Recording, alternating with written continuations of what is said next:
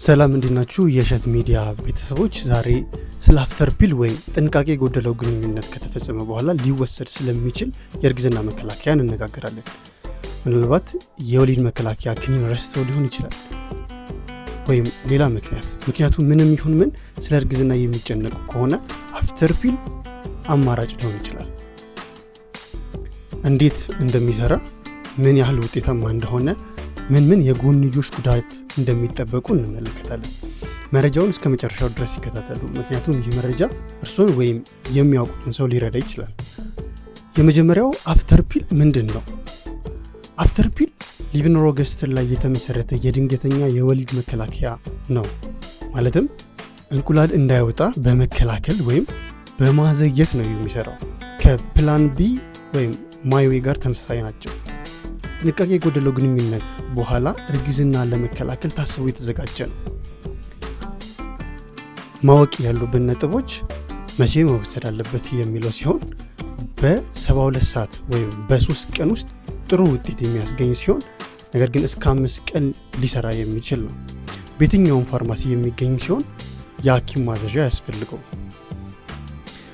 ሁለተኛ አፍተር ፒል እንዴት ነው የሚሰራው?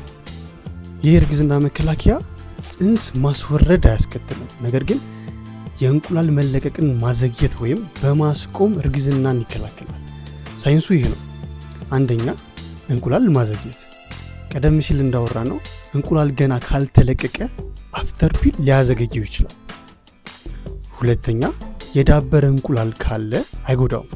ማለትም ጽንስ አስቀድሞ ከተፈጠረ አፍተር ፒል አይሰራም። ሶስተኛ የጽንስ ማስወረጃ ክኒን አይደለም። የተፈጠረን እርግዝና ማስቆም አይችልም። እርጉዝ ከሆንሽ አፍተር ፒል ምንም አይረዳሽም። ለዚህ ነው በተቻለ ፍጥነት መውሰዱ ቁልፍ ነጥብ የሚሆን። ሶስተኛ ውጤታማነት ወይም መቼ መወሰድ አለበት። ፍጥነት እጅግ ወሳኝ ነገር ነው። ውጤቱ እንደሚከተለው መመልከት እንችላለን። በ24 ሰዓት ውስጥ ከተወሰደ 95% የመከላከል አቅም አለው። ከ48 እስከ 72 ሰዓት ባለው ጊዜ ውስጥ ከተወሰደ 85% የመከላከል አቅም አለው። እስከ 5 ቀን ያለው ደግሞ ከ50% እስከ 60% ውጤታማ ነው። አራተኛ የጎንዮሽ ጉዳቶችና ምን እንጠብቃለን? አፍተር ፒል ጥራቱ የተረጋገጠ ነው፣ ነገር ግን እንደ ማንኛውም የሕክምና መድኃኒት የጎንዮሽ ጉዳቶች አሉት።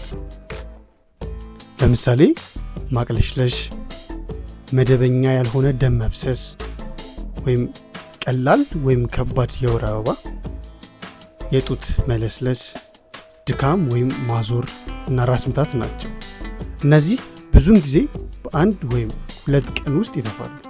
መድኃኒቱን በወሰዱ በ2 ሰዓት ውስጥ ካስመለሱ ተጨማሪ መጠን ሊያስፈልጉ ይችላል። ከምግብ ጋር መውሰዱ የሚመከር ነው። አምስተኛ የተሳሳቱ መልሶችና አፈታሪኮች። በመጀመሪያ ደረጃ አፍተር ፒል እንደ ማስወረጃ ክኒን ነው የሚል አፈታሪክ ሲሆን እውነታው እርግዝና እንዳይፈጠር ብቻ ነው የሚያደርገው።